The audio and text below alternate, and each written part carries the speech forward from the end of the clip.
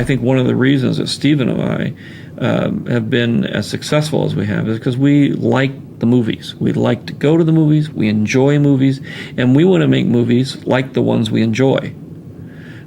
We want to be able to entertain the audience, we want to be able to startle the audience, we want to be able to blow the audience away and have them walk out of the theater saying, whoa, that was fantastic. I was really moved by that.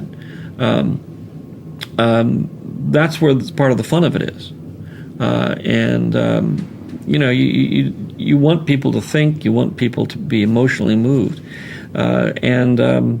There's theory behind that in terms of storytelling. It's been around for thousands of years. That's where something like live theater or live performance is something that is very valuable, because you get instant feedback from your audience, and you kind of know the things that work and the things that don't work. That's the advantage that the Greek storytellers had and Shakespeare had, that us in the film industry it's harder to come by, which is to be able to see an audience reaction and then adjust to what works. So you have to use your experience of sitting through a lot of movies. I don't ever see movies by myself. I always see them with other people. Because I want to know what works. I want to know where they laugh. I want to know where they don't laugh. I want to know what they think about it afterwards. Because in the end, that's the art that I'm working with is trying to communicate in a way that is effective, and people react to. No matter how easy it looks on the outside, it is a very, very difficult struggle. Most people, you don't see the struggle part of a person's life. You only see the success they have.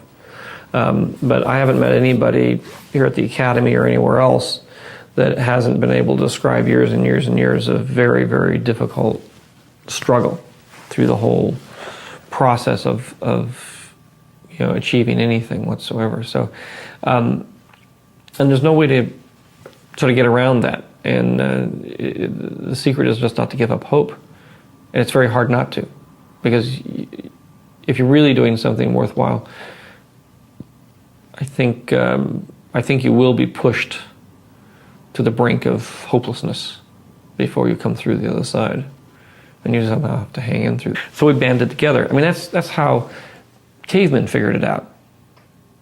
Any society starts that way. Any society begins by realizing that together, by helping each other, you can survive better than if you fight each other and compete with each other. If I got a job, I would help somebody else get a job. If somebody got more successful than me, it was partly my success. My success wasn't based on how I could push down everybody that was around me. My success was based on how much I could push everybody up. And eventually their success was the same way, and in the process they pushed me up, and I pushed them up, and we kept doing that. And we still do that. And even though we all have, in essence, competing companies, we see it as, if everybody succeeds, or my friend succeeds, then everybody succeeds. So and that's the key to it, is to have everybody succeed, not to gloat over somebody else's failure. One of the basic motifs of fairy tales is that you find the poor and fortunate along the side of the road, and when they beg for help, if you give it to them, you end up succeeding. If you don't give it to them, you end up being turned into a frog or something. So it's something that's been around for thousands of years, a concept that's been around for thousands of years. And it is even more necessary today when people are much more into their own aggrandizement than they are in helping other people. I mean, the one thing about you here at the Academy here is constantly about public service, about helping others. I don't think there's anybody who's become successful that doesn't understand how important it is to be part of the larger community, to help other people in the larger community, to give back to the community. And it's not something you start doing when you've made it. Now I'm on the top, I can sort of enhance my joy and self-esteem by helping the poor underlings. It's when you are at the very lowest level and you're struggling. When we were in film school and stuff, we were all very, very poor. We were all very, very struggling. We all need jobs very desperately, and if one of us couldn't get a particular job, we'd send another friend in on the interview, because we were hoping that one of us would get the job. And so you do it right from the very beginning. You can start every single day in whether it's helping your brother or sister, or helping your peers at school, or helping in the community. But it's not just a kind of public service thing, it's a way of life. If America is the pursuit of happiness, the best way to pursue happiness is to help other people, because there's nothing else that'll make you happy. You can be as rich and famous and powerful as you want to be, and it will not bring you happiness. And that's said over and over and over again. It's such a cliche that it hardly needs to be said, but people don't understand that it's actually true.